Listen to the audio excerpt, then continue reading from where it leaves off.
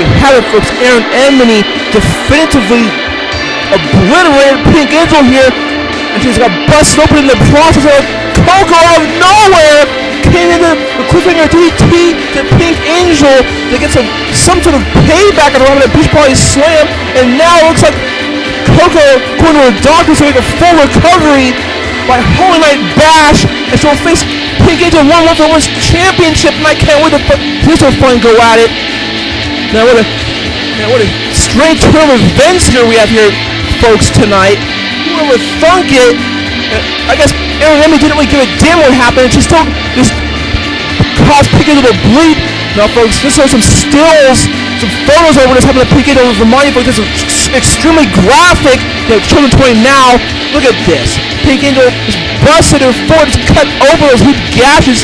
She sustained by the absolute zero. It was an announce table. That's just absolutely gross. New Steven, it's gross. It's like something straight off a horror movie or something. Well, folks, time to move on to the main event match. We thought was violent. Time to move on to the Bloody Massacre match, where you know two men are gonna get bloodier than humanly possible. It's gonna be time for the UWA Championship to be defended here.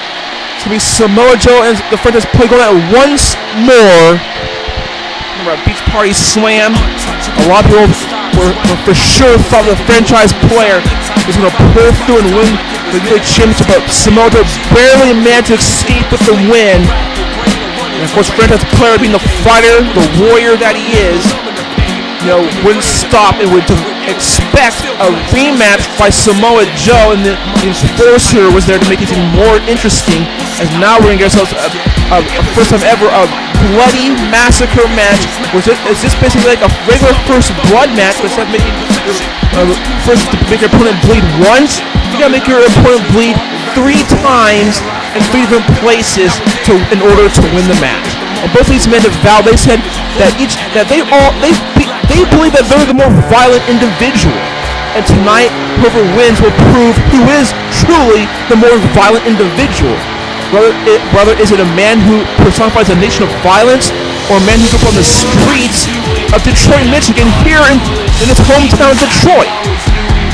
Oh, what's this, Rock Doc? Samoa Joe coming out to a new entrance theme and new attire here. Hey, I'm trying to get a good look on the outfit he's wearing. Oh, look at that. It says UWA Violence on his pants there. And you're right, so we're sporting a new look, definitely. Of course, I'll come into the later to go get to the ring. We're opening introduction to this main event here. Rock Doc entering the ring here as we get set for the main event.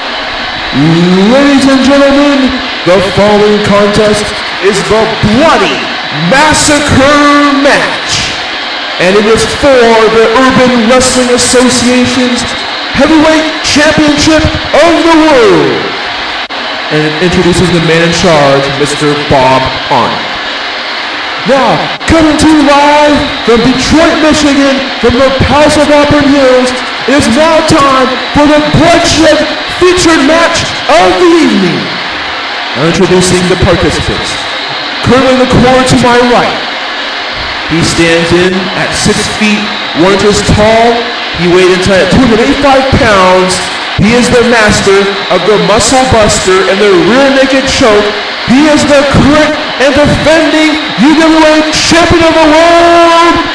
He is a Samoan submission machine, the man of the nation of violence. He is Samoa Joe. And introducing the man in the corner to my left. He weighed in tonight at 243 pounds. He stands in at 6 feet tall. He is the master of the You Got Served and the STFU. Ladies and gentlemen, he is Detroit, Michigan's favorite son. Ladies and gentlemen, this is the franchise player. Well, there it is, folks. The Urban Wrestling Association's Championship of the World. For Samoa Joe defending against the franchise player once again, and now a referee, Bob Arnold, who pretty much, safe to say, has pretty much officiated almost every match on the card here tonight. Of course, he's probably, obviously not his best night, and these two are already at it here. Samoa Joe trying to trip up franchise player, but to no avail. His franchise player will not go down. It's too early on. He's working on the legs, but franchise comes back to spear in the corner. Samoa Joe blocks that, comes back. Nice suplex. He's got franchise player. Oh, what a vicious chop. Yeah, folks, I wonder what the franchise player will have to do to stop a nation of violence here tonight, because remember, the franchise player, he made it clear that he will not quit. He will not hesitate. He will not surrender until he becomes UWA champion, because this is only the third UWA title match the franchise player has ever had in his illustrious UWA career since becoming a part of the UWA back in 2002. So the franchise player will have nothing to walk out of Detroit, his hometown, as a new UWA champion. Of course, the franchise player believes that in this match, Samoa Joe is in a place where he is unfamiliar, whereas a place where Samoa Joe is the underdog. Even in a match as violent as this. Outside here, this is exactly what they want to be in a bloody massacre match, as Samoa Joe's head gets rammed in the steel steps. Oh my, franchise is not holding any shots back. Samoans are hard-headed. They're not going to get busted open easily, and this might be too early on. And that's where weapons like a sledgehammer will come in play. Samoa Joe not having any of that as he takes franchise in a nice DDT. Franchise in a steel post here. Now Samoa Joe, the one ramming franchise's arm in the corner. Oh, he counters. Franchise got the sledgehammer again, and it takes it to the ribs.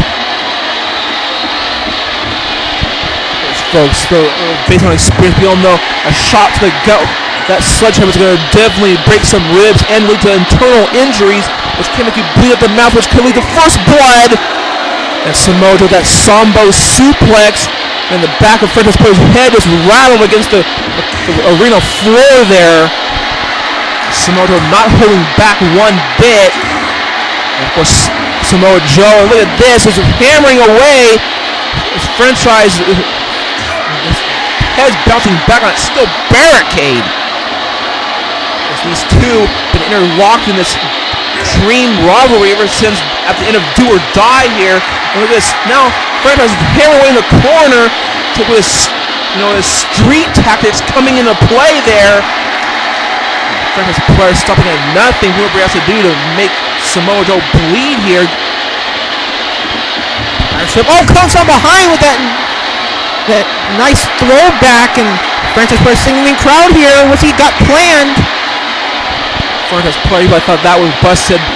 Samoa Joe wide open right there. We all know that first blood match they had on Assault 14 is that same move that allowed franchise player to beat Samoa Joe by first blood. Franchise missed with that steel step shot. It's too heavy, too much momentum, and allowed Samoa Joe to easily be able to counter. Franchise shot in the steel post again. Oh, there it is! The referee signals them. There's one. Franchise getting shot of the head first in the steel post and signals for the bell, but that's not over, folks. That's only one. And that's right, I was listening to what we were trying to say there. And that's only one. That's one blood wound of where blood is trickling down franchise player. He's going to get busted up in two more times in two different places in order for Samoa Joe to win here tonight. That's why we call it Bloody Massacre. It's not just a first blood match. It's a match where basically you bleed so much at the point where you're practically on the verge of death that it basically looks like a bloody massacre. Franchise always bleeding in one place, and that's the head, and that's definitely going to come into play tonight, as the vision is definitely going to be impaired here. This Bloody Massacre match basically encourages that, just like our last match here, that at the end of this match it's going to look like a scene out of a horror movie. Blood splattered all over the place. Samoa Joe receiving the boots here. Applying the pressure here. I don't really know how this would come in handy. Well, if franchise player can take any opportunity to wear down Samoa Joe's limbs, any type of his body, to make him in pain to slow him down. He can do whatever the hell he wants. Whatever he has to do to get the job done, he can do whatever the hell he wants. Mojo turning franchise over here. Kick him while he's down. You see there, you can visually see the blood in the ring coming off franchise. Oh my God! That's dragon sleeper on the franchise there. That's going to make the blood rush down the face even more viciously. That's not stopping franchise though. God, the blood in the ring.